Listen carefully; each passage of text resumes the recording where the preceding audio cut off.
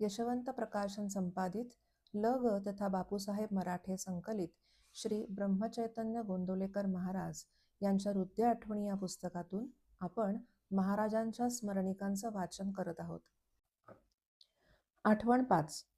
वाट्यास आलेले काम भगवंताची इच्छा समजून कर्तव्य बुद्धीने करावे. बँकेमध्ये वरच्या जागेवर काम करणाऱ्या एका गृहस्थांना त्यांच्या आवडीचे काम न देता दुसरेच मनास न येणारे काम देण्यात आले. त्यामुळे ते नाराज झाले.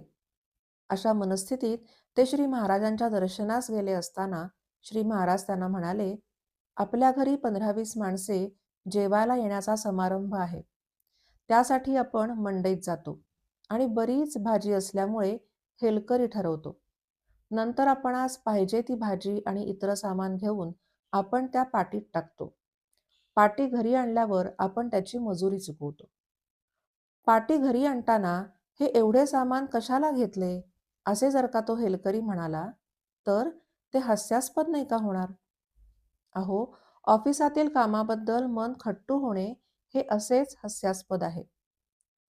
रामरायाखेरीज इतर कोणाचेही दास्यत्व म्हणजे संभावित भीकच होय.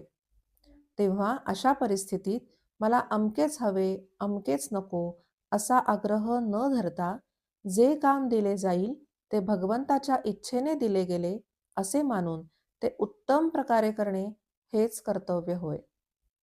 हरिओम.